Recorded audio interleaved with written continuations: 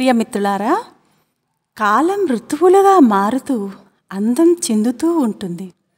ఆ ఋతువుల అందాన్ని వర్ణిస్తూ తన సౌందర్యాన్ని తానే ప్రదర్శిస్తూ ఉండే తెలుగు తనని చదివిన వారికి ఎంతో ఆనందాన్ని ఇస్తూ ఉంటుంది. మరి అలాంటి తెలుగు పదాల ప్రయోగాన్ని తెలిపేలా శ్రీమతి రాజా వాసిరెడ్డి మల్లీశ్వరి అక్కయ్య రచించిన ఒక్క పదం అర్థాలెన్నో అనే విలువైన గ్రంథం నుండి ఘృతము అనే పదాన్ని వినిపించున్నది శ్రీమతి శ్రీదేవి జక్క.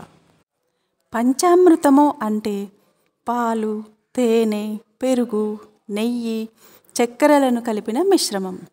వీటిలో నెయ్యిని ఘృతము అని అంటారు.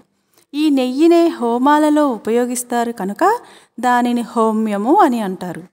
ఇగురబెట్టిన అన్నంతో కలిపిన నెయ్యిని అగ్నిహోత్రమున వేల్చబడినది కనుక నెయ్యిని హవిస్సు అని కూడా అంటారు. ఈ నెయ్యి గురించి నేతికుండ నేలను పెట్టి ఉత్తికుండను ఉట్టి మీద పెట్టినట్టు వంటి సామెతలు చెప్పబడ్డాయి. కడవలలోని నెయ్యిని తాగి వీరి కుండలు వారింట్లో, వారి కుండలు వీరింట్లో పెట్టి గోపస్త్రీల మధ్య తగులు పెట్టిన కృష్ణుని అల్లరి కథలను మనం చదువుతుంటాం కదా. ఇలా ఎన్నిటికో మూలమైన నెయ్యి ఘృతము అనే పదానికి గల అర్థము. బంగారము, వెండి, ఇత్తడి, కంచు, ఇనుము వీటిని పంచలోహములు అని అంటారు. ఇనుము విరిగెనేని ఇనుమారు ముమ్మారు కాచి అతుకవచ్చు క్రమముగాను అని అంటాడు వేమన.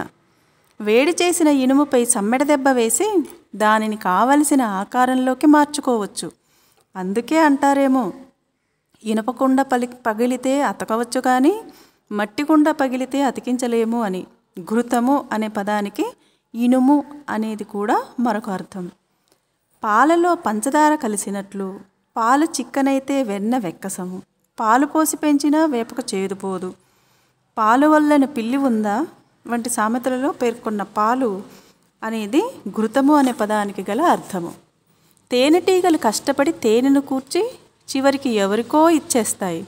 తేనెలో పడ్డ ఈగలా కొందరు ఏదో వ్యసనానికి లోనై దానిలోంచి బయటపడలేరు. పూల వగరే తేనెగా మారుతుంది. తేనెటీగలకు తేనె కూర్చడం అనేది తీరుబడి లేని పని. అలా తీరుబడి లేకుండా కష్టపడే గుణం మనిషికి ఎందుకు రాదో. ఏమైనా తేనె అనేది ఘృతము అనే పదానికి గల అర్థమే. కడుపులోని మంట కానరాని మంట అని అంటారు. కడుపు కకృతి కోసం ఎందరెందరో ఎన్నో పనుల్ని చేస్తుంటే ఒకరి కడుపు కొట్టి తాను తినేవాళ్ళు మరికొందరుంటారు. కడుపు నిండిన వాళ్ళకి గారెలు చేదు, కడుపులో చల్ల కదలకుండా ఉంటాడు.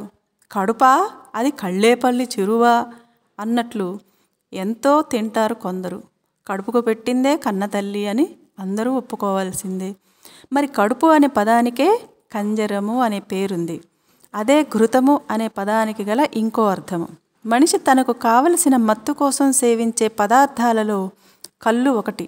మద్యము, కోపు, మాధవి, ప్రియము, ప్రసన్న, సోమదారి, మాధురి, మధువు వంటి ఎన్నెన్నో పేర్లతో పిలువబడే కళ్ళు ఘృతము అనే పదానికి గల మరో అర్థము. నీటిలో నిండా మునిగిన వాడికి చలేంటి అనే మాట నిజమే కదా. మేఘాన్ని చూసి ముంతలోని నీటిని వలసపోసుకునే అజ్ఞానులు ఎందరో ఉంటారు. సముద్ర మధ్యంలో ఉన్న మనిషికి చుట్టూ నీళ్లున్నా అవి తాగడానికి పనికిరావనే కదా. వాననీళ్ల కోసం ఎదురుచూచే చాతక పక్షులు తమ నోట్లో పడిన ఆ కొంచెం నీళ్లతోనే సరిపెట్టుకుంటాయి. ఇంతకీ ఈ నీళ్లు అనే పదమే ఘృతము అనే పదానికి గల అర్థము. వట్టివేళ్ళు, మంచి గంధము, కర్పూరము, సాంబ్రాణి, ఆవు నెయ్యి మొదలైన వాటిని ధూప దశాంగములు అని అంటారు. వాటిలో ఒకటిగా ఉన్న గుగ్గిలము అనేది ఘృతము అనే పదానికి గల ఇంకొక అర్థము.